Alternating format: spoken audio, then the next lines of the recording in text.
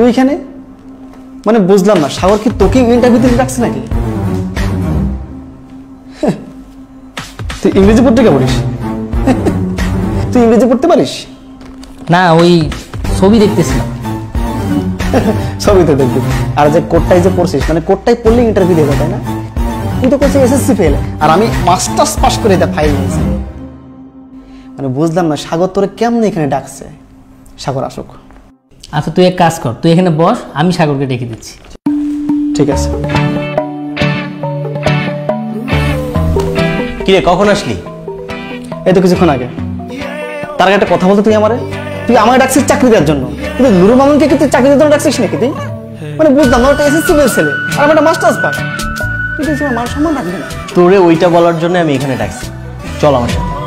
আচ্ছা ঠিক আছে। আরে আয় রে ভাই, আমি তো বললাম তোর বুঝে বলতেছি। দেখ দেখ দেখ ওর কাজটা দেখ। আরে ভাই এটা বসেছে, তুই এখানে বসছিস কেন? শোন, আমাদের চাকরি এবার হবে না। আরে ভাই তুই বস, আমি তোর বুঝে বলছি। আর আমি বসতেছি, ওর আগে উঠতে বল। এই তুই ওঠ ওঠ ওঠ ওঠ। ও আমার সেই কখন থেকে বলতেছে যে মামুন এখানে কি করে, মামুন কি এখানে চাকরির জন্য ইন্টারভিউ দিতে আসছে, কিন্তু ও জানেই না যে মামুন এই অফিসের বস। ওই অফিসের বস?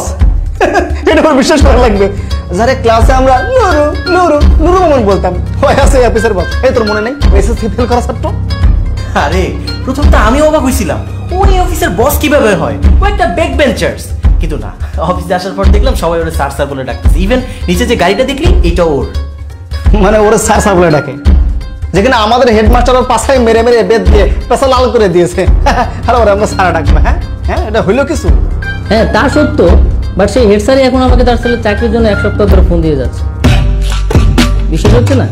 এই দেখ। সত্যি তো, এটা তো আমাদের হেড স্যারের নাম্বার। কি ভাবা যায় এগুলা? কিছু করার নেই, ভাবা না গেলেও তোমাকে ভাবতে হবে। শোন মামুন, তোর অফিসে ওর চাকরিটা দিয়ে দে। ও কি করছে জানিস? ওর বাবা এত কষ্ট করে 6 লাখ টাকা ব্যাংকে জমাইছে, সে সেই টাকা নিয়ে এক দালালের কাছে দিয়েছে চাকরির জন্য। সে তো টাকাটা মেরে গেছে। তারপর কি করছে, গ্রামে যেয়ে তার জমি জমা বিক্রি করে আবার 10 লাখ টাকা ম্যানেজ করে আরেক জায়গায় দিচ্ছে চাকরির জন্য। কোনো না কোনো ভাবে সেই 10 লাখ টাকা সে উদ্ধার করছে, উদ্ধার করে এখন সে আবার আরেক জায়গায় দিচ্ছে চাকরির জন্য। তুই একটা কাজ কর, তোর পিয়নের চাকরিটা ওকে দিয়ে দে। এই তুই চাটা তারপর কাগজপত্র এগুলো টানতে পারবি না? পারবি পারবি। শেষ পর্যন্ত আমি একটা মাস্টার্স পাস ছেলে, ওই এসএসসি ফেল নুরু মামুনের চা টানতে হবে? 20,000 টাকা দিবি তো? কিনে দিবি না? চাকরি না দিলাম, বন্ধুর জন্য তো এতটুকু করতেই পারি। দিবে, কিন্তু আমি তো ভেবে পাচ্ছি না, মানে ও বস হয় কিভাবে? শোন, এসএসসি পাস করার পর তো আমরা ঢাকায় চলে আসলাম, পড়াশোনা নিয়ে ব্যস্ত হয়ে পড়লাম। ও এসএসসিতে ফেল করার পর একটা গার্মেন্টসে গেলো চাকরির জন্য। সেখানে যাওয়ার পর দেখলো কিছু জোর, ও প্ল্যান করলো যে আমি উদ্যোক্তা হয়ে যাব। তারপর সেটা নিয়ে সে ব্যবসা শুরু করে, আর আজকের এই অবস্থা। তাহলে তো আমরা উদ্যোক্তা হতে পারতাম। পারতাম, কিন্তু আমরা করি নাই, ও করছে, তাই আজকেও সাকসেস। তুই যে 16 লক্ষ টাকা নিয়ে চাকরির পিছনে দৌড়ে বেড়াচ্ছিস, এই 16 লক্ষ টাকা ব্যাংকে রাখলেও তো মাসে 16,000 টাকা পেতি। আবার ওই 16 লক্ষ টাকা দিয়ে উদ্যোক্তা হয়ে তুই যদি একটা ভেড়ার ফার্ম দিতি, তাহলে তো তুই আমার মতো স্বাবলম্বী হতে পারতি। এখন তুই দেখ, তুই আমার অফিসে পিয়ন হয়ে চা টানবি নাকি উদ্যোক্তা হয়ে স্বাবলম্বী হবি, তোর ইচ্ছা। আমরা 16 লক্ষ টাকা খরচ করে অন্যের চাকর হওয়ার জন্য প্রস্তুত, অথচ নিজেই কিছু করার জন্য প্রস্তুত নই কেন?